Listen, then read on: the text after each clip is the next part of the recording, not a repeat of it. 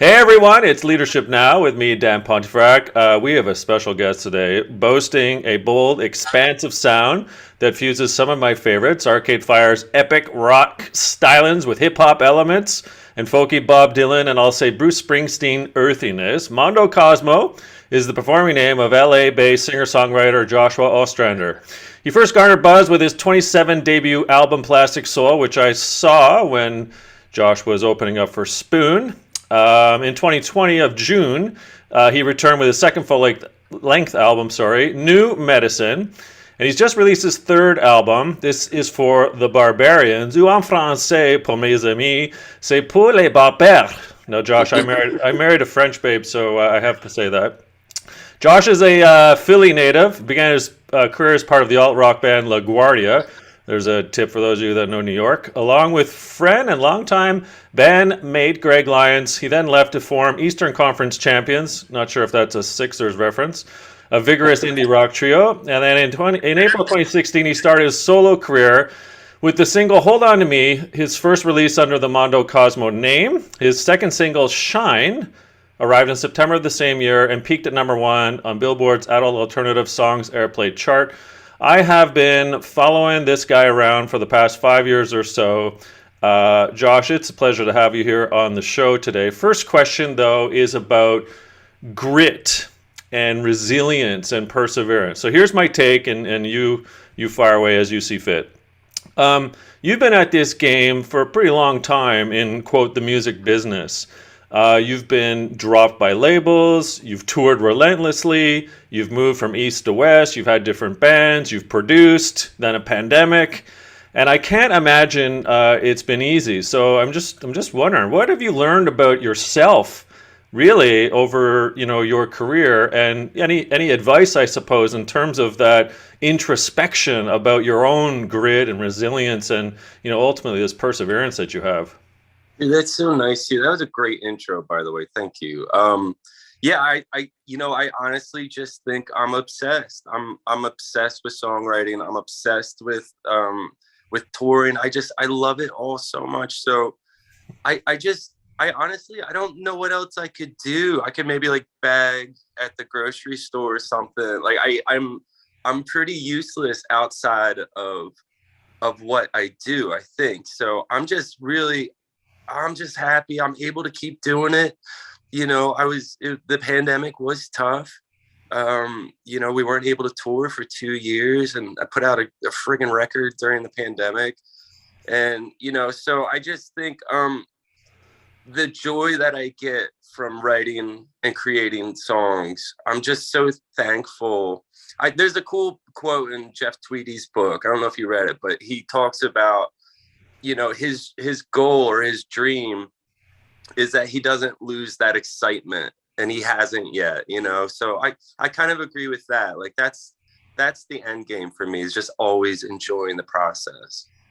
Well, speaking of the pandemic and enjoying the process, so if you can't tour for 2 years and you're holed up in California with your wife and your dog, and we don't know what this whole virus thing is, you decide you do two things. Basically, you've decided to put out an album, New Medicine, in 2020.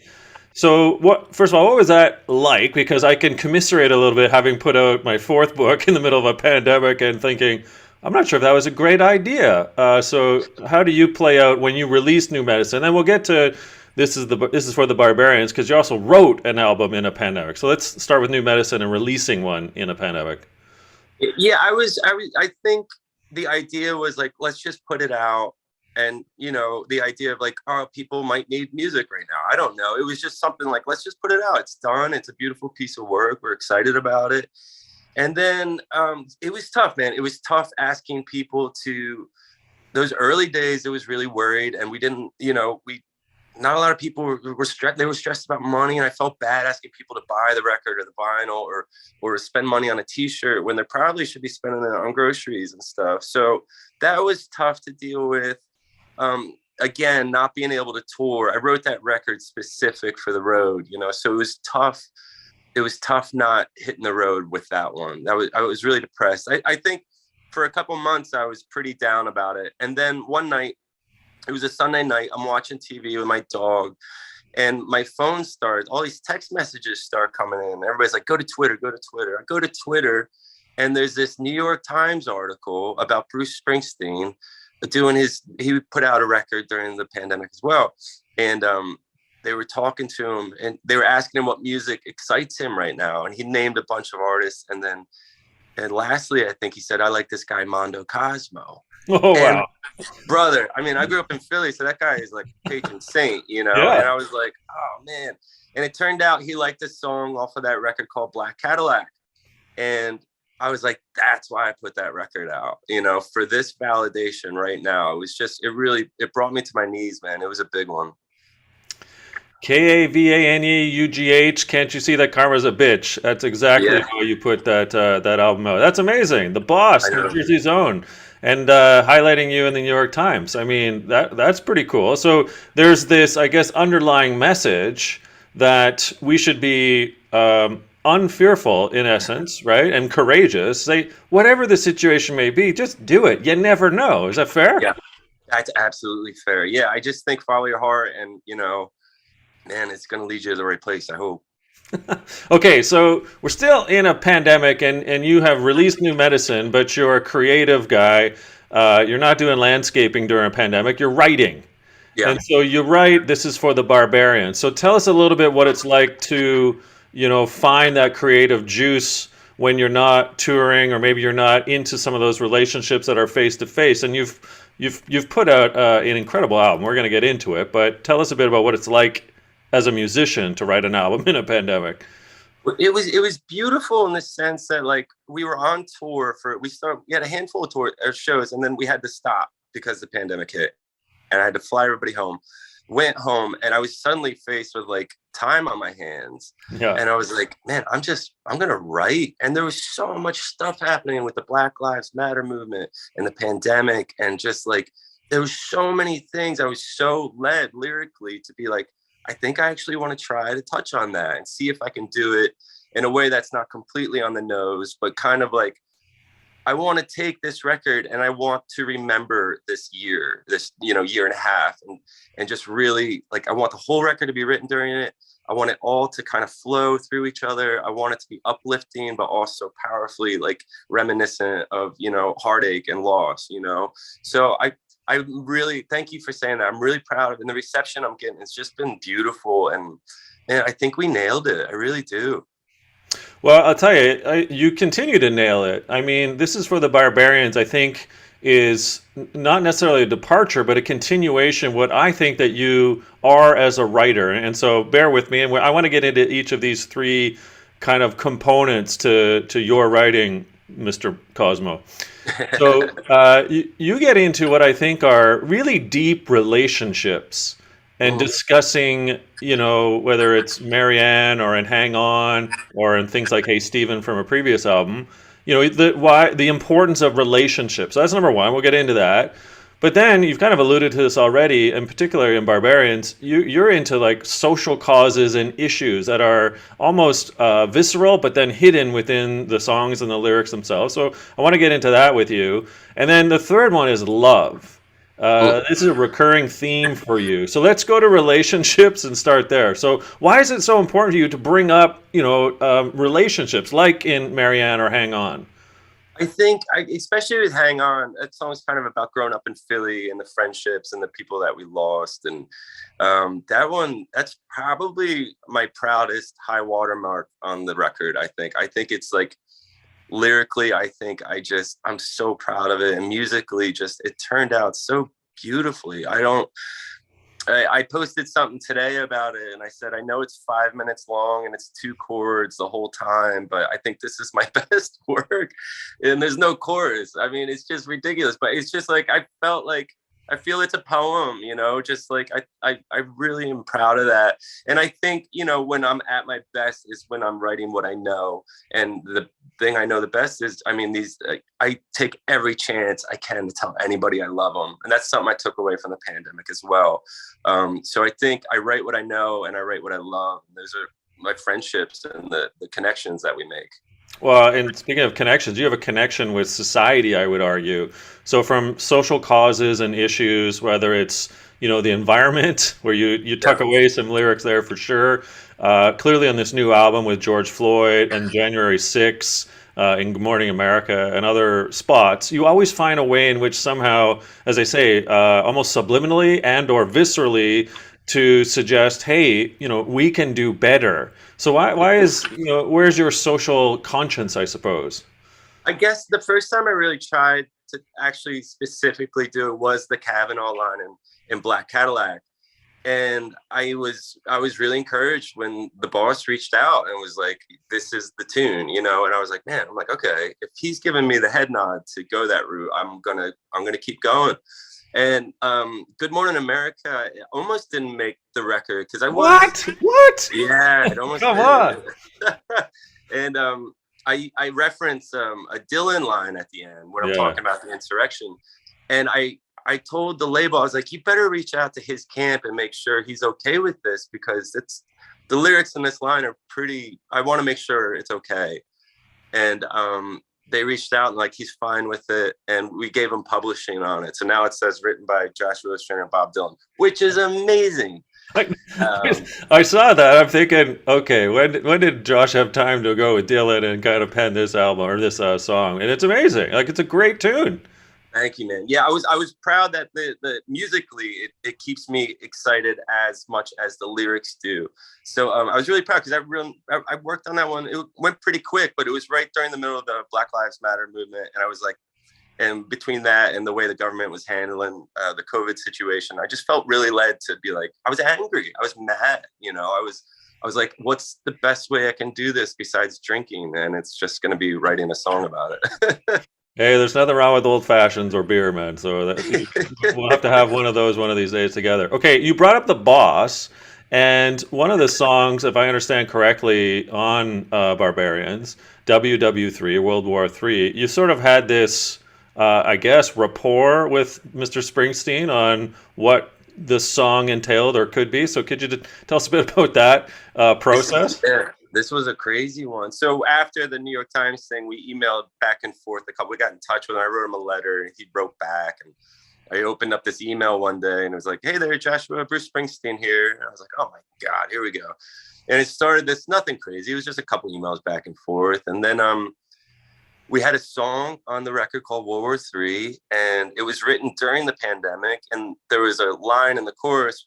It goes, when I was young, I prayed for love. Now I pray for a new world war. Referencing, like, it was a time during the pandemic when I thought the world should come together, like, as a new World War III, and we all come together. And then the situation with Ukraine came up, and I was like, oh man, I'm like, this is going to be bad, So I was like, I mean, honestly, like, the record's delivered, the vinyl's pressed. I sent the song to Bruce, and I was like, hey man, is this going to sink the ship? And he said, Joshua, if you can change that line, I absolutely would. He's like, and so the morning before we left for this tour, I recut the vocal. I sent it to Spike Stent, who was in Dublin, to mix it. He sent it to Simon Francis in London to get it mastered. We got it done, and we got it into the DSPs, got it swapped out and everything just in time for the Oh record my. release. So it was like, but the only reason that happened is because I was like, Bruce Springsteen said I should change this. So everybody jumped and got it done. It was nuts. That is an incredible piece of insight, and thank God that it wasn't the black vinyl wasn't pressed yet. Good Lord. No, so the vinyl is pressed. So the only way you can hear the original version is if you get the first pressing of the vinyl. Oh, So there okay. was nothing we can do on that. Got it. Okay, gotcha. Okay, Yeah. so we've got relationships, we've got your social causes, and sort of the issues that are important to all of us and to you. But then again, I think in all three albums and even the EP, love keeps coming up. And I mean, you've put it on the actual disc itself for This Is for the Barbarians. Yeah. One of the lines I love, which is really a smackdown mic drop, and you got to tell me where it came from, if it was your mom or otherwise. You dream of glory, I dream of love. So tell me a bit about that line, and then we'll get into love itself as a recurring theme to what you believe in. Moment of that song, I went full Bono, I just went, I'm like, what would Bono say here to sum this up? To just really like, to kind of just really give the impression that I don't care about success. I don't care about trophies, or I care about the relationship I have with my people in my life. You know, like that's where I'm at. And it wasn't really directed at anyone. I guess it was just directed at, you know, I don't know. I hope that's what comes across. And it's my favorite part of the record, man. I just think it's so powerful, and I don't know. Well, it is powerful, and I want to come back to love, but I want to segue something you said there, because you have this knack in your songwriting to kind of have these, I don't know what to even call them, mantras, like in song mantras. So songs like "Hang On" or "Lord," "Chemical Dream," "Drown in Love," another love one. They have these kind of almost, Joshua, these otherworldly mantra-like feels to them. So do you consciously seek that out, that sort of repetition and a line, kind of like, "You dream of glory, I dream of love," as a way in which to provide a hook for the audience, the listener, the fan? Like, just tell us a bit about how that happens for you as a songwriter. I think at the end of the day, the most important thing for me with the song is the melody. If the song doesn't really have a strong melody, it's not going to come out. You know, Yeah. I'm really hard on myself with that, and I'm proud of that. So that's the first thing.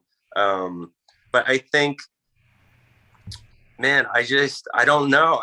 I let the song lead us, and I'm so dumb. I really am. And I feel like I have this little niche where if I'm sitting and I'm writing and I'm at my typewriter, or I got a pen in my hand, like I have these moments of just like, oh, that's a cool line.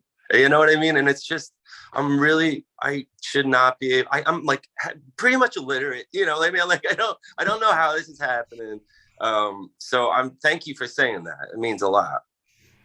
Well, I'm an author, so I swim in words as well every day, and I can tell by your lyrics that you put a profound effort into making the words stick at the right moment for the right time. And again, songs like "Chemical Dream" or "Drown in Love" or "Lord" in the latest on Barbarians, like you have a knack. And I encourage you to continue that, but I just wanted to get a little more insight. Okay, let's go back to love, and then we have a last question. So, what is the deal with you and love? It sounds like a stupid question, but it is a recurring theme, and there are some artists out there that refuse to touch the word or the emotion. You seem to revel in it. I'm not the coolest cat. I don't care. I mean, I write, I love, that's what I do, you know? So I write what I know, you know, and yeah, a lot of people won't use the word, and God bless them. That's, you know, they're probably way more successful, but I don't care. I come back to it because I think that's all there is in life, you know, like that. I think love is it. I think love is it. As the one guy named John Lennon once said, "All you need is love." Isn't that true? Yeah. Hey, see, there you go. Okay, so last question, and then we'll find out more where we can find more out about you. What have you learned about yourself over the last 5 years, or even maybe your career? Like, I do want you to sort of uh, delve a little more introspectively into, well, this is who I was in 2000, and here I am, sorry, 2022, my third solo album. I've had this career, and I'm still going. What are the learning moments, the learning lessons you want to share here, Josh? I think the most important thing, and I've been saying this on stage lately, is just the thing I've learned the most from the past 2 years is just not to take any of this for granted, like playing shows or connecting with folks. Like, man, it can just be like we've seen, just taken away, you know, and you're sitting in a room for 2 years. So I think for me, I'm gonna enjoy every second, every second sitting in the van, and every second of the monotony of this, the hurry up and rush, and the sitting and doing nothing. Like, I'm just, you know what? I don't care. I'm thankful. I'm thankful to be here. I'm thankful to be healthy.